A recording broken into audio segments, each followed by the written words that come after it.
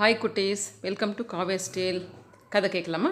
முன்னொரு காலத்தில் சோழ நாட்டு அரசன் வேட்டையாடுவதற்காக காட்டிற்கு சென்றார். அப்போது பறவை ஒன்று ரெக்கைகளை படபடவென்று அடித்தபடி கத்தியது. அதை பார்த்த அரசர் பறவைகளின் மொழி அறிந்த வீரன் ஒருவரை அழைத்தார். இந்த பறவை என்ன சொல்கிறது என்று கேட்டார். அதற்கு அந்த வீரன், அரசே, அந்த பறவை நம்மை பற்றி ஒன்றும் சொல்லவில்லை. உழவன் ஒருவர் புல் வெட்டுவதற்காக வருவார், அவர் பாம்பு கடித்து இறந்து விடுவார் என்று சொன்னது என்றான். அப்போது கையில் அரிவாளுடன் உழவன் ஒருவர் அந்த வழியாக சென்றார். பறவை சொன்னதில் பாதி நடந்துள்ளது, மீதியும் நடக்கிறதா என்று அறிய ஆவல் கொண்டார் அரசர். அதற்காக தன் வீரர்களுடன் அங்கேயே தங்கினார். மாலை நேரம் வந்தது. தலையில் புல்கட்டுடன் அந்த உழவர் திரும்ப வந்தார். இதை பார்த்த அரசர் குறி சொன்ன வீரனை அழைத்தார். இந்த உழவனை பாம்பு கடிக்க மறந்துவிட்டதா, அல்லது இவன் யமனை ஏமாற்றி விட்டானா? உன்னால் எனக்கு ஒரு நாள் வீணாயிற்று.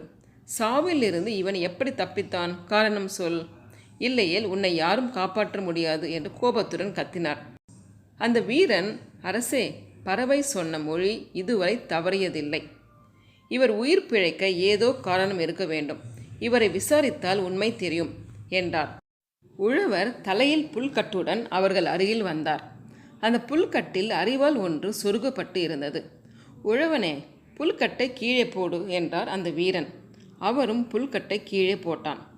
புல்கட்டு விழுந்த வேகத்தில் அதை கட்டியிருந்த கயிறு அறுந்தது. உள்ளே இருந்த புற்கள் பரவலாக விழுந்தன. அதில் பாம்பு ஒன்று வெட்டப்பட்டு இறந்து கிடப்பது தெரிந்தது.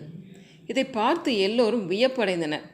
அந்த வீரன், அரசே, இந்த பாம்பு இவரை கொல்ல வந்திருக்கிறது. இது எப்படி இறந்தது என்று தெரியவில்லை என்றான். அந்த உழவனை பார்த்து அரசன், நீ புல் வெட்ட காட்டிற்கு சென்றாய். அங்கே விந்தையான நிகழ்ச்சி ஏதாவது நடந்ததா என்று கேட்டான்.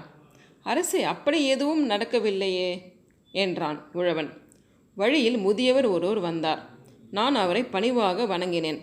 நீடூழி வாழ்க என்று என்னை வாழ்த்தினார் என்றான் அந்த உழவன்.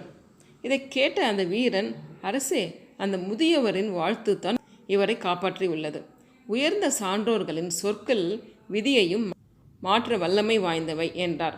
அதை ஏற்றுக்கொண்ட அரசர் அந்த வீரனுக்கும் உழவனுக்கும் பரிசு அளித்து சிறப்பித்தார். ஆம் நண்பர்களே, உயர்ந்த சான்றோர்களின் ஆசீர்வாதம் விதியையும் மாற்றும் வல்லமை வாய்ந்தவை.